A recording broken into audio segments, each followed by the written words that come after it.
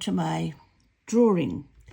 Let me explain. I did a drawing after an inspiration from Pinterest, and I finished the painting. It was the first time I've actually painted in acrylics. Well, I don't paint at all, actually, to be honest. but I decided, so I had bought the canvas, and I decided to see which medium I would like to work in. And I used a lot of different types. So I used ordinary acrylic ink and this Posca inks. First time I'd ever used them, and they're fantastic. So I now have a really good collection. So I did a little workshop with my sisters, and we were doing a drawing like this, and it tells a story. It tells a story about us. And so this is mine. First of all, and I think, and I mean, it's very personal, so nobody knows anything about it. But when I was a child, I was absolutely fascinated by clouds. So I would lay down on the ground and look up high to the clouds and try to make shapes. I love birds, so the whole shack, and at home too. I mean, I think I've got eight birds on my desk in the house. So I decided to add birds and houses because I'm known for the houses that I create. Wonky houses, I suppose you could call it. At the moment too, we have just had a whole 4 new gardens in our yard. And so I've put those in, my love of quilting. And to be really honest, I don't do this sort of quilting, but I have done in the past. So there I am with my quilts. So we have the birds up here. It's sort of like a layer of stories. And from this, I will then make a quilt. My problem is that I tend to put so much detail into everything, and I've never been able to stop doing that ever since I was a child. I can remember sitting at our kitchen table thinking, I wish I could just flow the brush around, but it didn't work.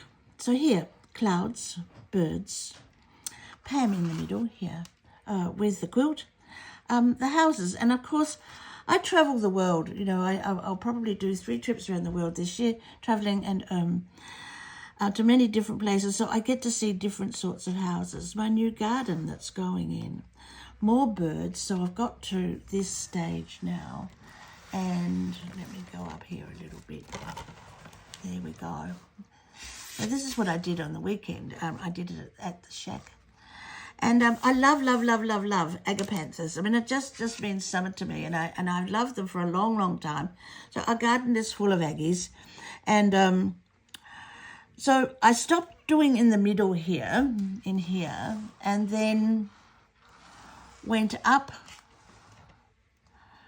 or went down and getting everything in perspective. So I had, you see, that's me, and I think up the top here, that's me. I think I have the head a bit big, but never mind, I'm a bit big-headed. But so she was sort of the central figure in the story.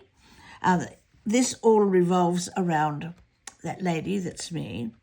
And here, so then I decided to come down the bottom and work very carefully then on the aggies. And I've added border here. I saw a little bit on a photo somewhere that I really liked. And it's the influence of being in India. When I travel in India, they do wonderful wall drawings, wall art with these bright colours and with this sort of semicircles and lots of detail in. So that's where this comes from. Partly it's my travels, the influence from my travels, but also this here is my new studio garden. So they have planted a window, not a window, they've planted a garden that I can see out my window. It's mid-summer, so it's been hard. We've lost a few plants, but it's just lovely. So I'm sitting here right now at one of my desks in my studio, and I'm looking straight out onto my garden. I've also added some stitches, and it's not that easy to stitch into the canvas. I mean, I'm using a sort of a fairly small needle, but it leaves little holes in there. I don't think that matters. This is Aurifil thread, and I'll just fill that up, and I think it adds a more textural effect to it. So that is as far as I've got on this, and yes, it will be a quilt. I've got so many things on the go at the moment, so I'll finish this little bit, and hopefully before I leave in March, I'll start on the quilt here.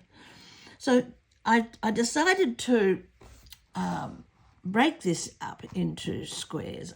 Now I can't do put too much lead pencil on to this canvas. Look, these are really cheap ones, and when you rub your hand over it, the lead comes off, and then you can see it. You can see, I don't know if you can see, I can see where I did it, the line crooked, and I've tried to change it. I guess it doesn't really matter. I might put something else there. So I'm just doing a little bit at a time. So this is going to be 4 little panels of birds here. Same over here. So, and then down the middle, I'm going to put something. I don't know. Maybe dots, maybe leaves. I think probably leaves. Now down the bottom here are going to be my dogs in different poses. So it's just fun. It's a little bit like Where's Wally? And I love doing it. So this is my the third in the series. I don't do series as such. I sort of conquer a technique and move on. But I think this is really fun. And I can teach this. I can teach it online. So I'll see how far I get.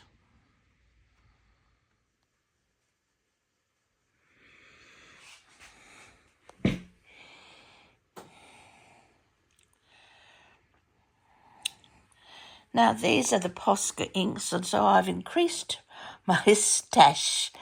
By, I actually bought them on Amazon.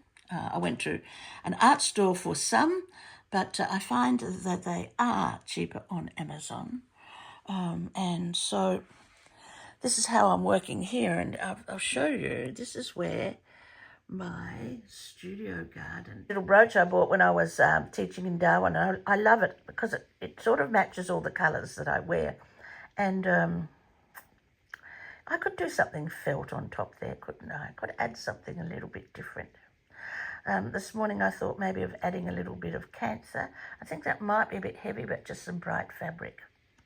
So this is a better picture, a video of a studio garden, and it's looking nice. We lost a few plants because we're right high in the hundreds here when this was planted. This used to be just lawn, so it's going to be covered in flowers. Sunflowers are nearly ready to bloom. This is just one of my little corners in the studio, and I actually put pictures up over my shelves, so I can just take them off when I want to get to the shelves. But I think it expresses my delight in flowers and birds. This one here is a picture from India. It's just lovely. There's another bird. Miniature paintings with birds, so, and a lovely picture that a student made me from Darwin. So yes, I mean, I really do love flowers. These are not real, but they look terrific, don't they? And I bought them at Kmart.